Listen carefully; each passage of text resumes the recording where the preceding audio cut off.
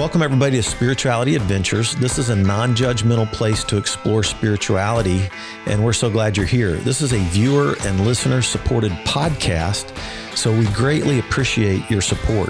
If you're watching on YouTube, be sure and subscribe to my YouTube channel.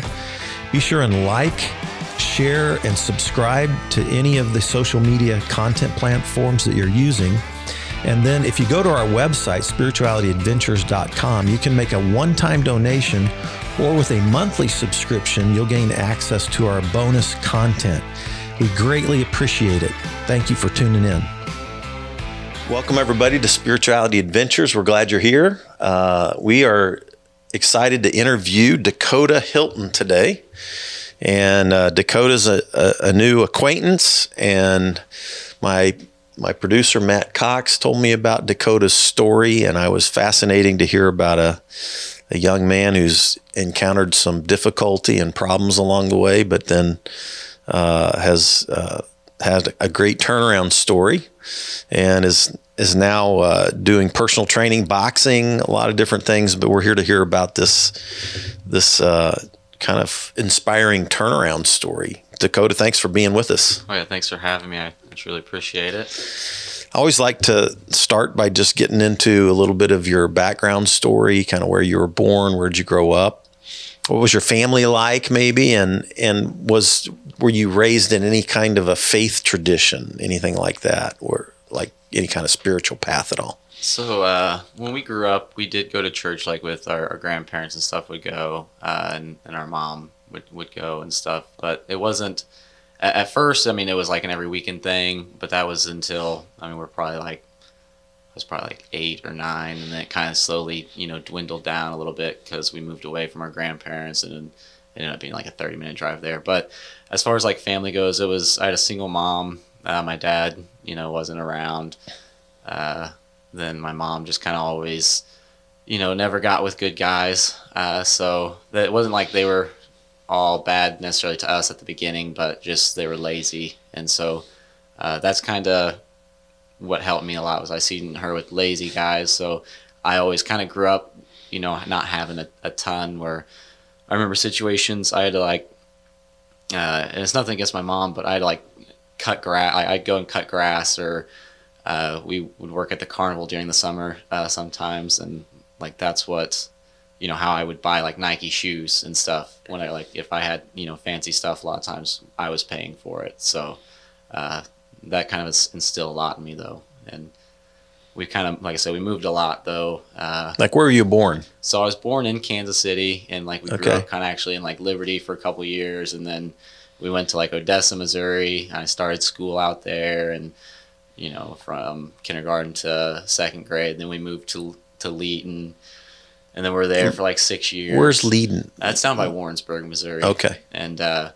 that's really where I learned a lot, because I went.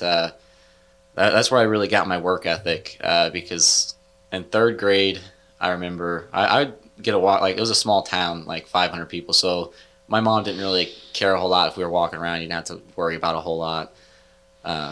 So I was walking around one day after school, and the baseball kids were practicing in high school, and the coach happened to be like my PE teacher, and he sees me like walking around. He's like, "Why are you walking around like here?" And so I'm like, "Oh, well, I'm just bored. I live here in town." And so he told me I could like watch them practice or whatever, and it became a thing where he let me start coming to their practice, and I was going to be like their bat boy. And so that became a thing, like where I really learned to like train hard, because it became where he'd let me warm up with them, because I was playing baseball and stuff.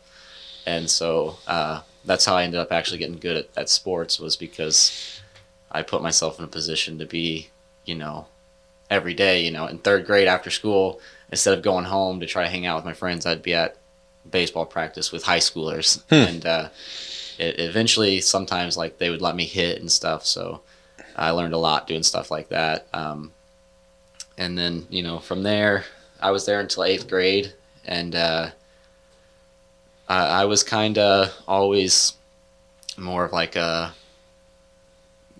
star, I guess, on the teams, is like me and my friend Caleb.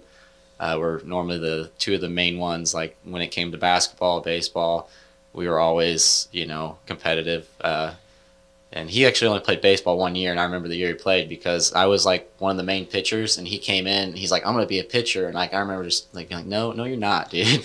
Don't." And then he ended up being like really good. So it was like this whole battle, and it's with your best friend. So like that's also what made me good was having him around because, we were kind of really alike, and we lost contact for a lot of years, but he's still my best friend now to this day. I still talk to him like several times a week, and. But it was having that competitiveness even with him in basketball. I remember so many times where we would be going down to the basketball courts after school, or there's a couple times we'd go like get dropped off at the community center and we'd be there for like 5 hours playing basketball, and so that, and then eventually also with the water boy thing. Once I got into middle school and we were playing basketball heavy, I was playing on like 3 teams at one point. Never on like traveling teams because we couldn't afford that, but I'd get like on the rec league teams, and I was good. So when you play on these rec league teams, like I'm almost like a star because like literally it was weird because some kids would like, I had a kid almost look at me like I was like God because like some of these kids weren't very good, and like you come in there and like you can actually like shoot and stuff. It was cool. It made you feel good. But then when you get put in those situations against those traveling kids, now you're that average player. And so that's where things, because 8th grade year we had a whole thing happen with our uncle and our mom's ex. My mom's like leaving her ex, and we did this thing where we'd work at the carnival during the summers, but they were staying down there working, and we were like living at our house because our grandma lived there and our uncle was living there at the time. Well, my uncle like went and picked up my mom's boyfriend from like Mississippi and literally came back, and they get back, and my mom ends up coming back too because there's like a whole fight going on behind the scenes that I don't even know about, because I'm in 8th grade, and they just, I guess, didn't want to tell us about it. And so my mom shows up in the middle of the night, like wakes us up. It's like, okay, we gotta like leave, and we're like, why? And then it's like, whatever. So we just leave. We go stay in a hotel, and the next day we show up at our house, and mind you, this is in the middle of the school year, eight weeks until I'm out of 8th grade. And we go to a hotel that night. We show up to our house the next day, and our house was padlocked because technically my mom's boyfriend had the house was in his name, but he never really ever worked. And my mom literally paid for everything. Besides when we worked at the carnival, and even then that wasn't. It's not like they were getting rich doing that. It was more of a waste of time on that, and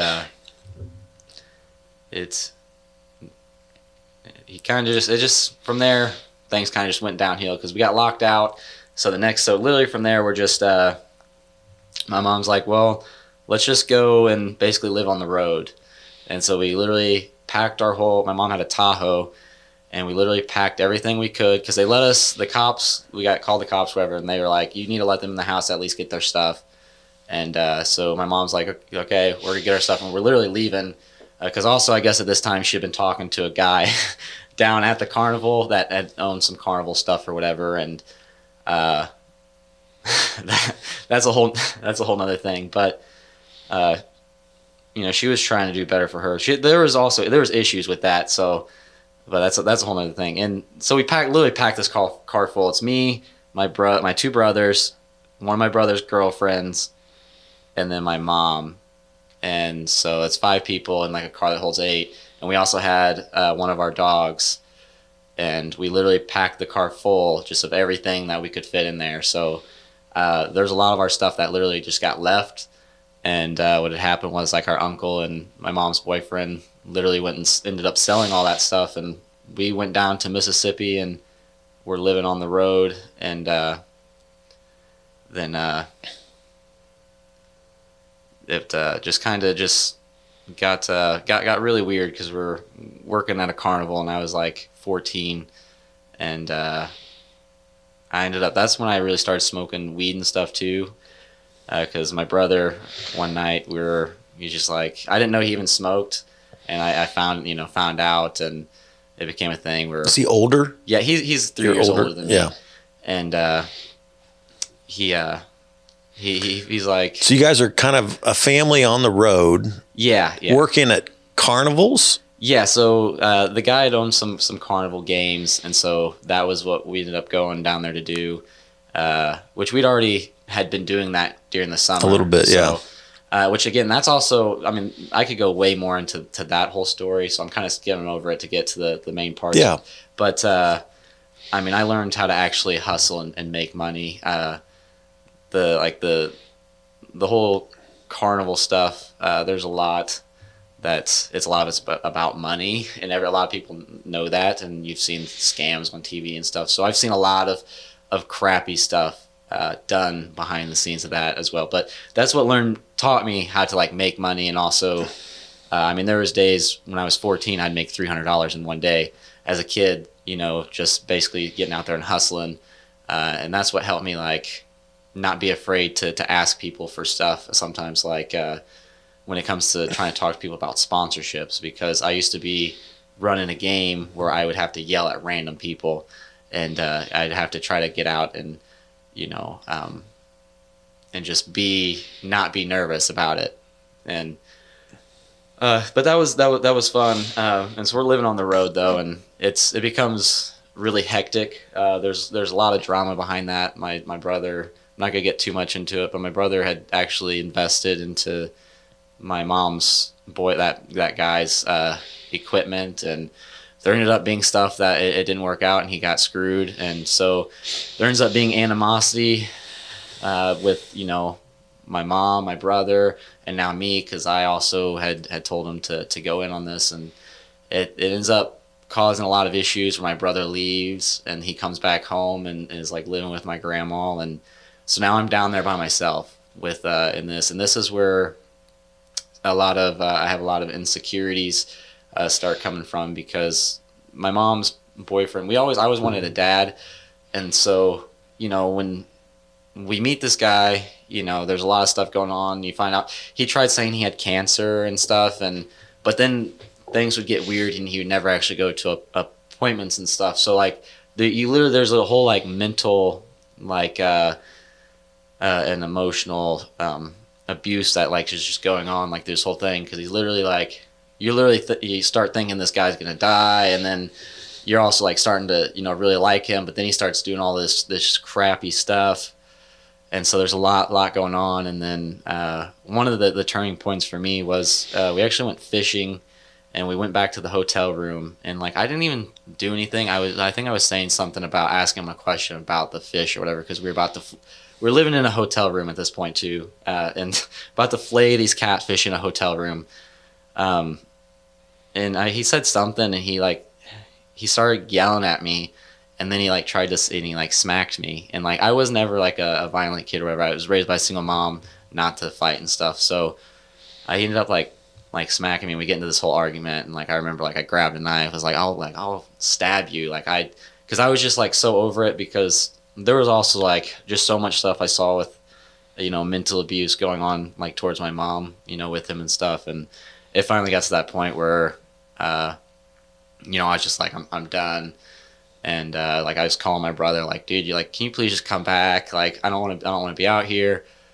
So I ended up convincing my brother to actually come back, and we actually finally get in a house. So this is only like a 6-7 month period. So we're living on the road in hotels, campers. At one point, when my brother was there the first time, we were living in a van. And I remember one time, like, it got so cold in this van that me and my brother were living in, and we didn't have a heater to plug in, that there was dew coming off of the ceiling, and it was like 30 degrees. And we had to like walk like a mile to go down to a Dollar General to try to get like covers. And it still didn't work. It was still freezing. So there's a lot of like just bad times that it went on, but it made us stronger. And so my brother comes down, and that's when I start my freshman year of high school. I started actually in Genoa, Arkansas. So that was a whole weird experience going. So from ninth grade in Arkansas till did you go all the way through high school?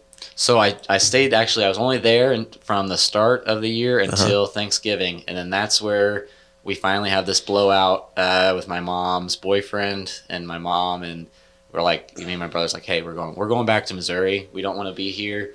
You can come with us. If not, you could stay with him, or we're gonna go live with grandma because we're done with it. And that's something that's really actually hard to talk about. A lot of people don't know that whole story, so this is really the first time that any of my friends that here, they might really don't know about a lot of this, and that's something I've talked to my mom, about. Yeah, that was hard to do, and because my mom, she chose to stay down there, and we come back, and it caused a lot of problems. So like I start going to Oak Grove High School, and this time too, also from 8th grade until that, I had started when we were on the road. My mom's boyfriend would take us to buffets like every day. So I was eating buffets sometimes twice a day, 5-6 days a week. It got to a point where if I didn't get a buffet, I was actually mad. Like if you just took me to a Church's Chicken, I was getting kind of mad. So like I had started gaining a bunch of weight, and wasn't being active, and I was living in a bad situation. So when I get up here, I'm 260, 270 pounds, and as a 9th grader. Yeah, as a 9th grader. Yeah. So it was. So you're sporting. You were so active with sports, but then this kind of like a traumatic episode. Yeah, and I was always big, but I was athletic. Yeah. So and that was the hard part, because when I went, to Arkansas, I did play football there, and I was never, a violent person though, so I wasn't very good. But then, and that was So those who aren't watching us and just listening, I'm looking at Dakota now. He's a fit, like, what are you, 6'1", 6'2"? Yep, exactly. 6'1", Yeah, right. Probably 190. Exactly. Yeah, I nailed it. All right, and look super fit, right? So you're talking about as a 9th grader, you're eating buffets and bumping up to 260. Yeah. 260, 270, and that's where, and even playing the football, like I was just kind of going through the motions, because again, I wasn't a star player like I was used to being, and that led to me, stopping sports in general, even when I came to Oak Grove, because I'm at 270, and I'm going against kids that are dunking. I couldn't even touch rim. I couldn't even touch backboard before. I was just going off if I was able to shoot, I was able to move, and I could still keep up with, the better players. And then it's at that point where it's like, I don't even want to try. Like, there's no point. I'm not a bench. I always had in my head, I'm not going to be the guy that's going to sit on the bench. I know, like, everyone has to know their role, and it takes a team to be successful, but I'm not someone that's going to sit on the bench. I'll go find something that I could be the main role guy. And that's when I started trying to rap and stuff, was because I was like, okay, I didn't make the baseball team. And that was I remember, I tried out for the baseball team, and they had us run laps around this gym, and I literally was getting lapped like 3 or 4 times by some of these kids. And baseball was my best sport. You know what I'm saying? I was able to, in 3rd, 4th grade, I was throwing 65, 70 miles an hour, have curveballs. I had a crazy good curveball. I literally would have coaches tell me that all the time. I could have played traveling baseball when I was a kid. We just didn't have the money to do it. So going into that, freshman year, literally not making the baseball team was it was very upsetting. I remember crying after that, and I actually just ran into that coach a couple weeks ago and told him about that, because without that happening, even like today, I still use stuff like that. Not wanting to feel, I don't like feeling like the loser, and that was one that, even thinking about it, I get emotional about it, because I wish I would have played high school baseball, and that's something you can't go back on. But, right. So you got into rap.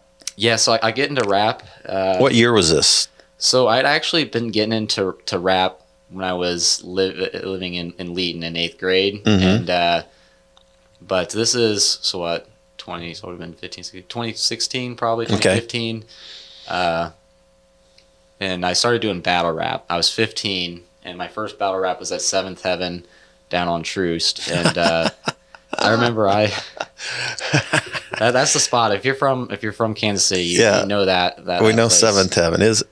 It's a accessory store. No, I'm just kidding. Yeah, well, but the CDs though, back in the day, the heydays of like the local rap scene, they literally downstairs they sold nothing but local rap scene. They had this whole section. Yeah, of local rap. I've been there many times through the years. Yeah, that was the place to go. I remember just as a kid walking in there though and seeing all the local rap CDs because I was just so intrigued by that because actually, like we talked about before with Dutch Newman. And that's kind of how I, found out about Matt. I was 12 messaging Dutch Newman, like just outlandish, crazy stuff. And he would actually. By the way, Tanner, we interviewed Tanner Folk just a couple of weeks ago, who's a country artist, but he knows Dutch. I interviewed Dutch several months ago, and he has a great story because he's been in sobriety now for quite a while, but he about killed himself, I mean, just with the drugs and crap. But anyway, so you started at 12, started emailing or texting or whatever, reaching out to Dutch. Yeah, I was reaching out to Dutch and he actually told me a couple times that I was one of the reasons he actually kept rapping though, was because there's a lot of times he said he was going to quit or whatever, but he would ignore me 3 or 4 times, but I'd still send him that hey again, and eventually he would respond back. It's not a very healthy thing to do, but I was young and I didn't really understand all that, and but so then I started doing the battle rap stuff though off of that because I find out because he did that Sean Malta song. I couldn't skateboard, but I wanted to be a pro skateboarder, so I was like, I can hang around skateboarders and not have to actually skateboard.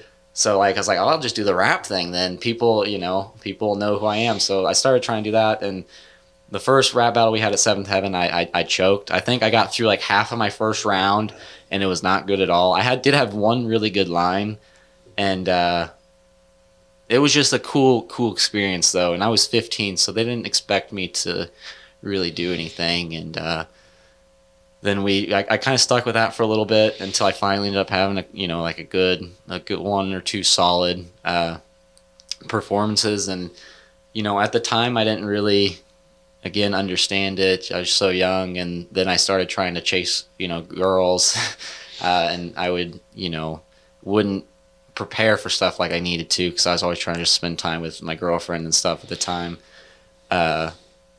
But that was a big part of me opening up, and it was hard because I remember the first rap battle. Actually, my mom was still out of town, so literally my brother drove me up there, and I was 15, so he's 17, and he just or he's 18, so he drove me up there, and I'm having to do this rap battle though, just in front of 100 people. And Seventh Heaven, to me, growing up, I was always told Troost was the hood.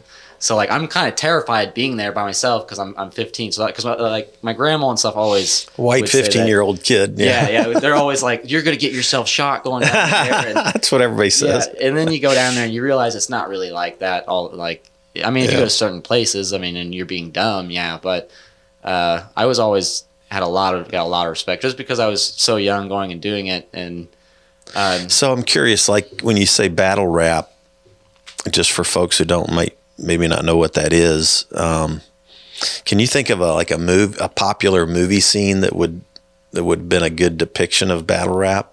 Is there any movie that maybe people have seen that has a clip that would be representative of what you're talking about?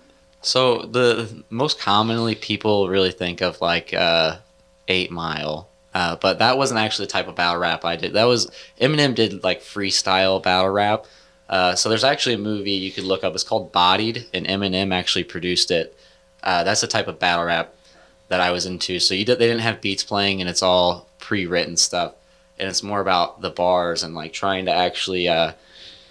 You have to trying to find sometimes double meanings and how I could be trying to say saying one thing, but I'm also saying another thing at the same time. And that's what started to really intrigue me with the battle rap, was because you got to be really smart and. So 8 Mile, maybe touches on it, but isn't what you were doing. Yeah. And he did a different one called Bodied. Yes. Bodied. Yeah. Bodied. Yep. And that has a lot of. I haven't seen that one. It wasn't like very popular because that type of battle rap isn't. I mean, it's blown up. I mean, if you look it up, King of the Dot, KOTD, is the biggest league in the world right now. And actually, A Ward, he's from Kansas City. He's one of the biggest battle rappers right now. Okay. So it's worth checking out. So you got to know some. Give us some of the. 'Cause you were just mentioning about the jelly roll thing. Some of my fans may be more country fans than rap fans, and if they watched CMT just a few weeks ago, Jelly Roll killed it. Right, he won all these awards. But he has Kansas City connections, and even was he on Strange? Did he work with Tech Nine at one time? So he never was with Strange, but I'm pretty sure they did some type of merch deal or something because they were selling his CD for a while at one point. So I think they did something for a while. Okay. I don't know all that, but I do know because my friend actually booked his shows when he was in Kansas City. Like when he was at the Riot Room when he did those shows. Or who's your friend? John Price. Okay. For Priceless Entertainment. Okay. But so how I got actually involved in all that was so I wanted to start making music, and I was never really that good. So but I would go to these local. Me and my brother would go to. Shows and tour stops. So I remember the big one, when Hobson came to town, they would go to Wichita, they would come to Lawrence, and they'd go to St. Louis or however it was. And what we would do is we would buy tickets to all 3 days, and we would go to all three of them. And then, we were into, local rap or underground rap. So it also became a thing where we'd go to some of these shows where they're at little bars. Mm-hmm. And then so I remember going to a show one time. I finally got put on a show. And I was going to Columbia to it's Rose Music Hall. It's a little bar out there. They also own the Blue Note. But we were going out there, and literally this guy, he was from out of town. He wasn't very big, didn't really sell any tickets. And I had brought 5 people or whatever with me, and so they still let us perform or whatever, and it was fun. But on the way back, I was just thinking, I was like, okay, there were still 10 people there that obviously paid for the tickets, and he didn't bring anybody. I was like, there has to be a way for me to do that where I could bring somebody that has a name and then put me as the co-headliner, and then even if I'm not very good, it doesn't matter because people, my name's right there regardless. And so I kind of had that thought in my head, and this is me at 16. Mm-hmm. So I ended up, a guy named Cryptic Wisdom came to town, and his show only had 50 people there, and so I literally had told him, I was like, I think we could do more than that. Actually, it was probably only 20 people. I was like, I could do better than that, and I'm 16, and so a couple of months later, I seen they're looking for, to go on tour. So I emailed the manager, I got it set up, got it for the right price. I'm 16, and I didn't even know how I was gonna do this. So I literally just start calling venues, every place in Kansas City, in Independence, just everywhere. Literally nobody's open, either won't let me do it or just not gonna work. It's too much money. And then somehow I actually landed it was one of my brother's friends, which actually is now he's my brother or my stepbrother, but he ended up telling me about this bar in Warrensburg called the Bay. And so I called them, and the owner was like, yeah, we'll let you do it. So we go down, we end up setting up the show, and next thing you know, we had 70 people there. And so this was the biggest show that Cryptic Wisdom had really done in the area at the time. And so I just it felt so cool because the bar also, they weren't used to having, I think it was a Wednesday night or something. They weren't used to having 70 people there on a Wednesday night. So they literally told me you can do whatever you want here. Any day you want to bring the crowd. You just let us know and we'll give it to you. Uh-huh. And so I started trying to book a bunch of shows from there, and that's what led into the thing where I told that story about Haystack. That was actually, I started doing a thing where I knew promoters in Kansas City, Topeka, and I was in Warrensburg. So I'm always thinking like, how can I get the best deal? So I would hit up these guys and I'd be like, hey, I want to bring so and so. Let's can you guys do, one of us do a Thursday, one of you Friday, Saturday. You guys pay this much, I pay this much. We'll get them for the a better deal than if I just book them and then you book them separate. We'll just work it in a 3-show deal. And so that's what I started doing, was trying to do like 3-show, 4-show deals with other promoters, because now we're getting better deals. And now also, mine's normally the first show. I would be like, I'll take the Thursday. And the reason I do that is because some of these guys, I would be their driver all weekend. So like there was a couple of guys, like Twisted Insane was a big one, which a lot of people probably don't know who he is, but I was a huge fan of him. I got to drive him around all weekend, and I got to go out to eat with them and just do all this crazy stuff. So I'm 16, literally like hanging out with people that are my idols. And it's that led into the Jelly Roll thing, because the manager of Haystack was actually Jelly Roll's manager at the time. And there had been a bunch of bad business stuff going on between them. I didn't know about all that. You don't know or whatever, but so I never got contracts for the Haystack show, because I knew people that had worked with them up in Indiana, and that's how I got the contact. And I never had an issue with the Haystack show. I was like, okay, let's bring Jelly Roll. And so we're bringing them, and literally everything's set up to be perfect. Gonna be a good night. Tickets weren't selling like I was hoping, but I was like, I don't care. Jelly Roll was my favorite person at the time. And this is like right when the song Smoking Section came out. And so my friend actually, we weren't really friends at the time. This is how I became friends with him. He had him booked at the Riot Room. And I was working at a barbecue place I mentioned earlier, Casey Bay Back Ribs. I'd hit up the manager, and I was like, hey, I'm coming to the Kansas City show. Where's the Riot Room at, Matt? Do you know? It's Riot Room is it used to be in Westport, just like right. Okay. Yeah, Remind me, Matt, like King Kie, our friend. Mm-hmm. I'm blanking on his name. Darrison. Did you ever run across Darrison during this time? I don't think so. Okay. Who did Darrison?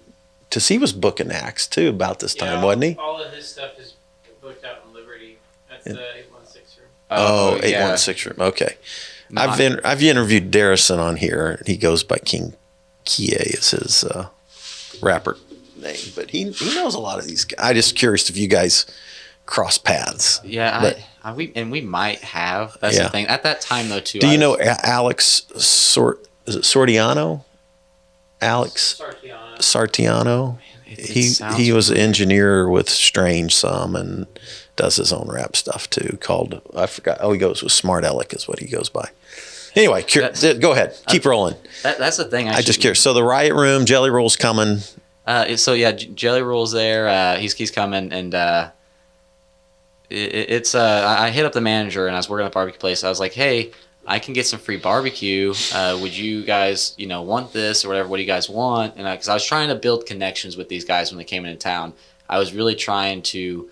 I was that fangirl, and I wanted to try to become friends with these guys. And that was the thing I learned very quickly, that these guys don't want to be your friend. They're there to make money. And I get it, and I get it now, and I understand that. And that's, but so with Jelly Roll, they're like, yeah, we'll take the barbecue. So I take the barbecue up there or whatever. And actually the manager that day told me, he's like, Jelly Roll's so excited for your show, because he said that he got picked up in an Uber today, and the guy didn't even know he was going to be in Kansas City tonight, but he knew about your show in Warrensburg. So I was like, oh, that's so cool. And I'm bringing a barbecue, so I'm feeling so cool. And I ended up meeting Jelly Roll that night, and he's super cool. He's like, oh, I can't wait for your show. Well, a couple weeks go by, because my show wasn't like the next night or anything. It was like 2 weeks later. So in this time also, I had set up a deal to get features with Jelly Roll. The deal was like a hook and a verse, and or it was 2 hooks and a verse, whatever the deal was. And we'd worked it out. But the deal was that I made with the manager, they're going to get there early, and they're going to record it in front of me, because I've already heard so many deals with Jelly Roll and Haystack. What all these guys would do, they'll take that money and they won't give you the contract, and then you'll never see that money again, and you can't do nothing about it because you have no proof. It's happened so many times. And so that was the deal. They had to record him there. So he shows up to my venue, to the venue. And for one, the venue had a line outside the door. They're not used to that. So they're like, hey, we're going to open the doors. And they wanted to sound check, but they were supposed to be there at 4:00 to sound check. And the doors opened at, I think, like 6. Okay. I think the bar opened the doors at like 5:30, but the band wasn't there to sound check. So the band shows up at 6:30, and they like, we got things going on. There's people in there. And so now they start getting pissed off at me because, like, why is people in here? I was like, I didn't have control of that. Like, the bar's like, we're going to let them in because they're like, we're losing money. Like, by these people standing. That's what the bar is thinking. And so I get why they're pissed off, but they also have to show up on time and do their part. But at the same time, there's not a contract now. So what am I going to say? It's like, so they're just pissed off. They get their stuff, set up or whatever. And then, Jelly Roll shows up. And so I walk out to the back because they tell me he's there or whatever. Or he like walks in and like it screams at me and then like leaves. And then like I go back there to talk to him basically about the show because he's pissed off. So another thing, which again, keep in mind, I'm 17. So I had a couple more acts than were supposed to be on the show. Now, this is a common thing that, especially in this time, a lot of people, what we would do is you would sell slots to try to, that's how you made the money back. And that's how I was able to do it. It's not the best way to do it, but I was able to do stuff, that way. And if I would go back, I wouldn't have done it that way. But, so I'd sell these slots or whatever, and that's how I could afford to do the shows. And so he was there. He was mad about that. I get it or whatever, because it technically, I think I had like 2 extra or whatever. But I've also talked to my friend that had booked them probably 20 times, and he's like, yeah, they say that, but they don't care. They never give me a problem. And I was really cool with that guy, so there really should have been no issue. But again, there was no contract either. So anyway, so then I go out back to talk to Jelly Roll, and he just starts screaming at me. And again, I'm 17. This is my favorite rapper.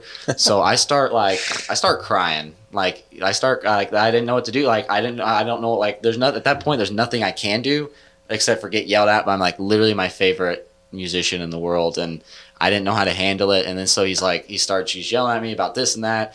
And he's like, well, where's my money? Give me the money. And then so I literally had like a backpack at the time. And because I was selling weed at the time, so it was full of weed and money or whatever. And I didn't have all my money on me though, because my mom had came back at this time, and she would like help me with stuff here and there whenever I asked her. And so she was holding on to money for me.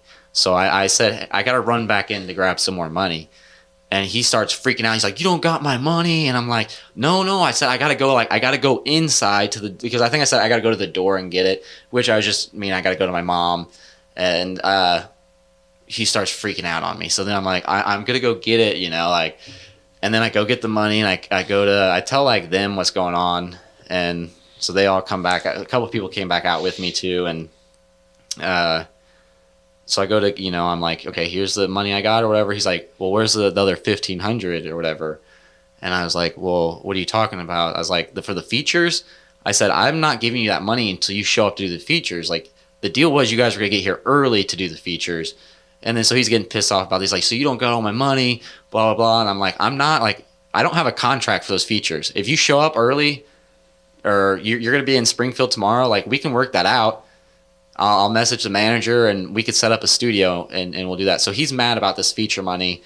And then so he's finally like, we come to an agreement. He's just going to do the show. He's basically just saying, he's saying a lot like, screw you, a bunch of stuff. And he's like, but I'm just going to do the show. So and also in this process, I didn't know how to handle the situation. So I'm freaking out in my head. I don't know what to do. And going in, there's a concrete wall, and I literally just punched this wall. And so literally my whole knuckles were all like busted open and all bloody. And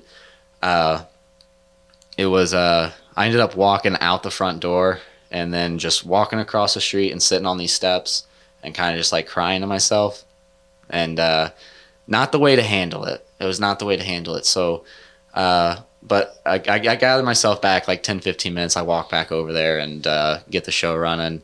The show starts running, and next thing I know, I think I went out to smoke or something, and literally see Jelly Roll pass me in a van with his wife. And that's the thing. His wife Bunny was there too, for those that like her, and she was actually trying to like tell him like, hey, like, why don't you just calm down? And she was actually trying to like help me out a little bit, but at the same time, like, it's his wife, so she can't really, I think other people knew he was being a dick. I mean, I think this was about the time too. I think he also had a bad coke problem, so you could tell that they were probably, he was at a rough time, and also dealing with the problems with his management, because this is like Jelly Roll when he was making, I think we were paying him like $3,500 for the show. Now he's making $150,000, $200,000 per show. So this was like struggling Jelly Roll. Yeah. One of the comments he actually said to me was, I could be at home selling dope, making more money than being out here on the road doing these shows. That was the comment he said to me, and yeah, he ended up just leaving. They packed their stuff up and left, and he didn't perform, and he took the money, and it put me. I was 17, and I had probably 100 people there that had to figure out what. I don't have your money, I was worked at McDonald's. Like, I literally worked at McDonald's, and that's how I'd pay for deposits for shows. I would do that until I could sell slots and then use the money to pay for the show. But it was a McDonald's paycheck that would help get the deposits paid, and the people would take payments on the deposits. So I didn't have money. I didn't know what to do. I literally had no money except for maybe a couple $100 and weed in my backpack. And you got people that paid $25 for tickets, and I'm literally like, I'm standing here, like, I don't know, like, I don't know what to do. Your act is off. It's gone. And that's where I did something even more unprofessional. I ended up giving the manager's number out to probably about 20 or 30 people right there, and they all started calling him and blowing his phone up, and so that wasn't the thing to do. I feel bad about that, because the manager actually felt really bad. The manager actually, because I did have to send him like an $800 deposit or something. The manager did actually end up sending me that money back. So he was, but again, I also gave him over $3,000 and got 800 of it back or whatever. And I still had a lot of cost, for that day. So take us to where you had a turnaround in your life. So at this point, you're still running 260 pounds. You're rapping, but then you're trying to get into the promotion world of rap here locally. But somewhere along the lines, you do a change. Get us to the change, because we've got a little bit more time here. But I want to hear. Get us to where you're at now. Tell us your meltdown, and then how'd you get out of that whole thing? So going from there, it was pretty quick. That actually was the big breakdown from I stopped doing rap stuff after that all happened. And I ended up getting with a girl a couple months later, or a year later, and we moved, and we were living in the middle of nowhere, Carrollton, Missouri. I was with her for 3 years. So I went from doing all this, being in front of people all the time, to literally working at a factory and just literally trying to spend all my time with her. And when I first got with her, I'd try to go to the gym and stuff, and I'd try to get her to go, and she would never want to go. And so it became a thing where now we're working different schedules. So when I do have time off, I'm trying to spend time with her. I'm not trying to go to the gym.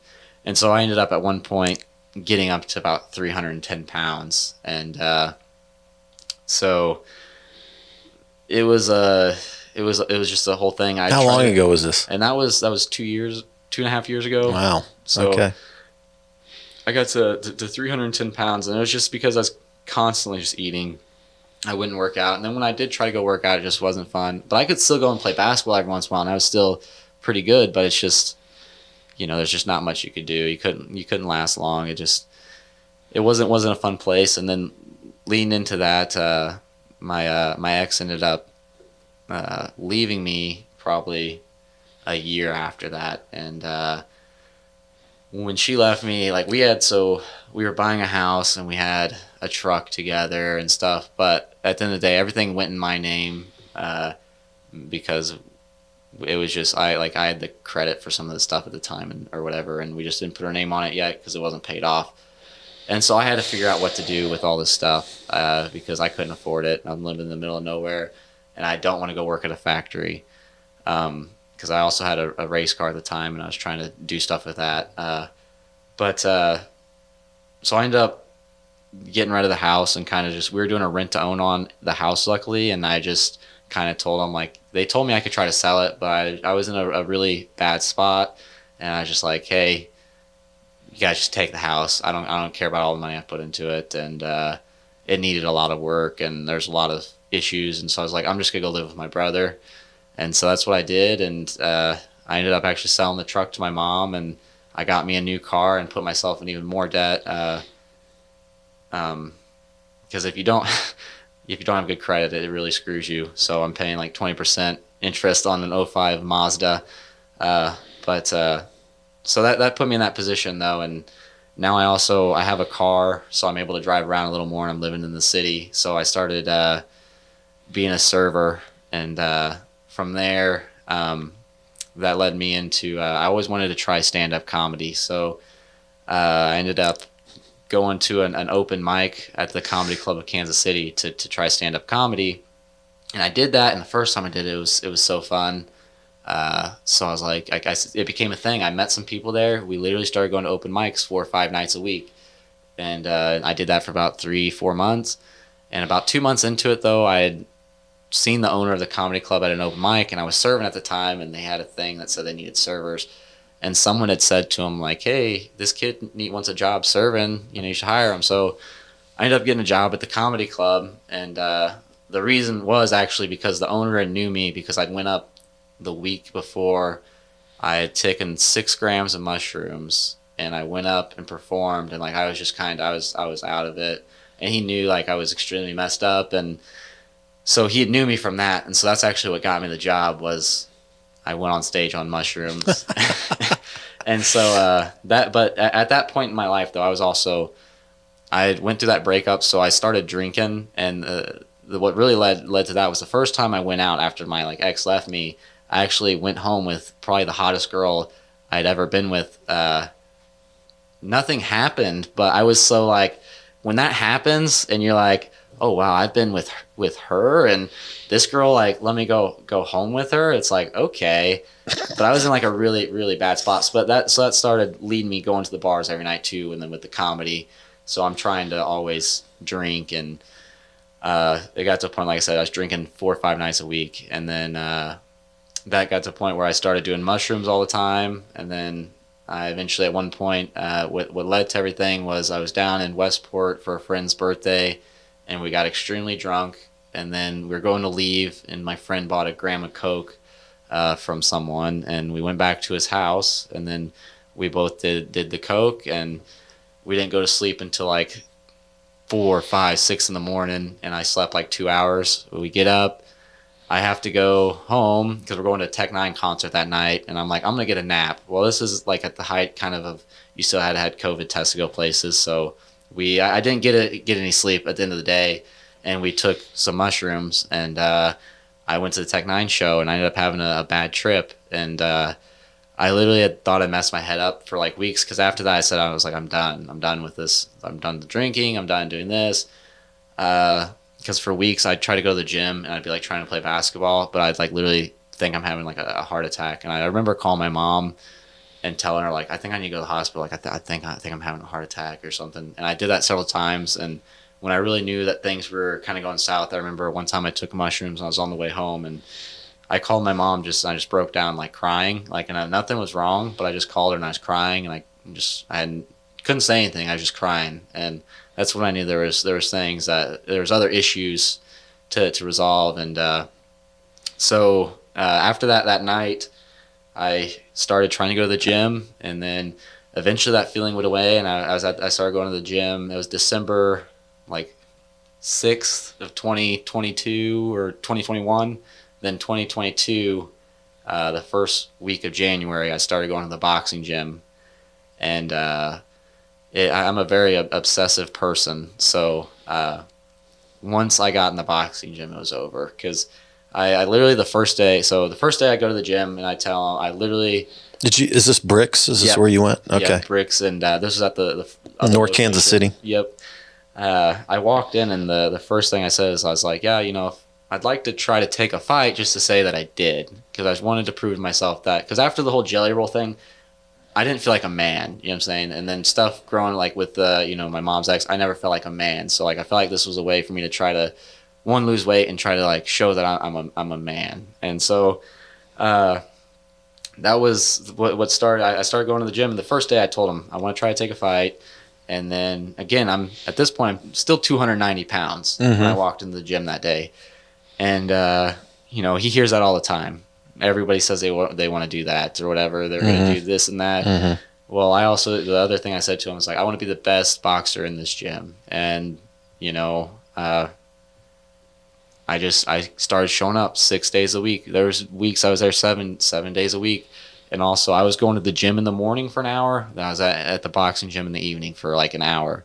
And then it went from being in the gym in the morning for an hour to being in the evening. I was at the boxing gym 2 hours, and now I went from being a guy that's barely moving to the guy that's able to dictate, I feel like, when you get hit. So it wasn't like an easy process. It took a lot of, 3 to 5 hour days of working out. So how much weight have you lost? So this is like you're talking in the last year and a half, basically, right? Yeah. So just in the last year and a half, it's right at 100 pounds. Mm-hmm. And I mean, you also got to take into consideration, I put on a lot of muscle, I feel like, in that time. So I feel like really I've probably even lost more, and I still have a lot of excess skin, I feel, on me that I feel like does account for more weight. Yeah. So you kind of hit a bottom of sorts, right? Yeah. Would you say? Yeah, it was definitely rock bottom. I didn't want to. I mean, your rapping career and trying to get into that whole world kind of has exploded. Your relationship with your girlfriend's exploded. You're still heavy. You're still eating. You're still doing the drug scene. Oh, and one more thing I didn't throw in there, because I mentioned the race car. I had borrowed money to get a race car, because I had a bunch of stuff. I'm not gonna get on to that and take the time, but borrowed money to get a race car. Spent $9,000 on the race car. This is right at the time, 2-3 weeks before my ex leaves me. I ended up racing it. We were doing good. 5 weeks in, we ended up totaling the car, and I ended up losing like $6,000. So that's also all happened in that time. So now I was in debt. In debt over a race car. Okay. So and then you don't go to a 12-step program. You don't end up in AA. You go to a boxing gym. Yeah. And so this boxing gym kind of becomes your salvation of sorts. Is that right? Yeah. I'm thinking about this because it's interesting. AA's been one of the most popular things to help people get sober, right? The 12-step program and all that. But there's about 10% of the population who gets sober, some other means. Of all the people that kind of straighten their life out from, let's just say, from excessive drug and alcohol use or whatever. A lot of people need help. They need something. They can't do it on their own lots of times. Every now and then you get people that just have enough willpower. They just make a decision and bam, they do it on their own. But usually it takes a group or something. And so I think a positive, like you might call it a positive addiction, right? Mm-hmm. Like you go to a boxing gym, you start training, you discipline yourself, you get in shape. I mean, you're dropping weight, you're gaining muscle, you got this. You start getting a sense of accomplishment. Oh yeah. Yeah. Yeah. That's been the confidence you get out of that. Yeah.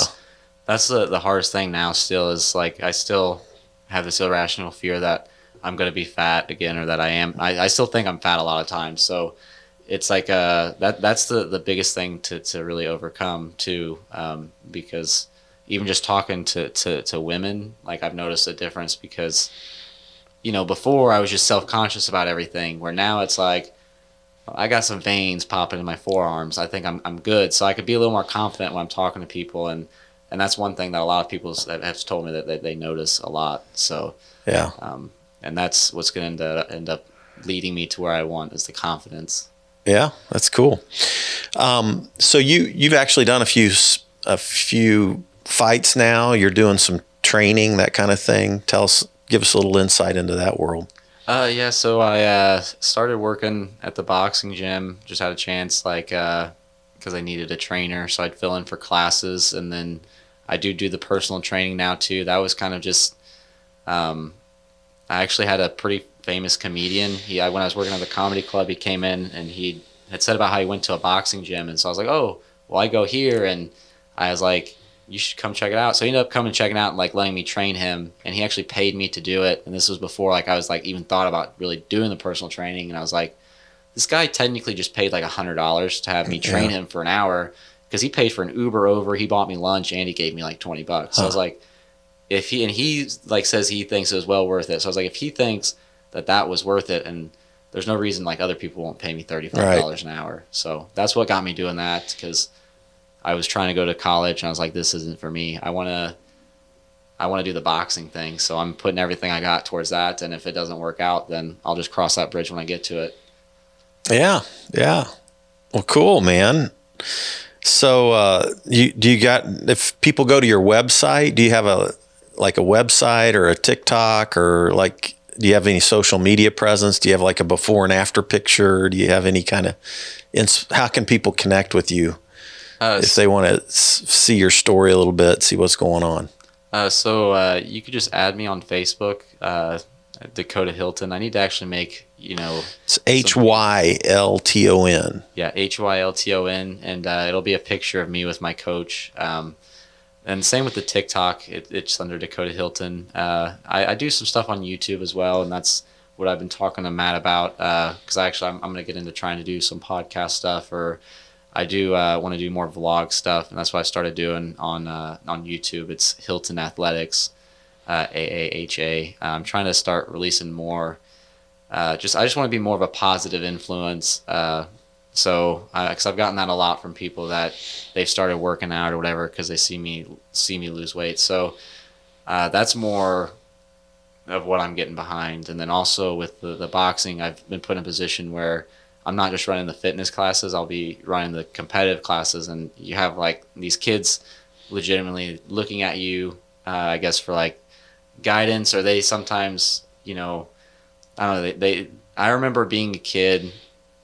Like I said, when I was a bat boy for the high school team, I looked at those kids like they were something else, because I was watching them do what I wanted to do. And so I can see that when the kids come up to me and ask for help on certain stuff. So I really enjoy that part of it as well. And that's not something I really thought. So that's what I'm looking forward to. That's cool. Just helping people. Yeah. Well, it's interesting because, even if you, people who get into the 12-step program, there's, you have to work the program, and you do it with other people.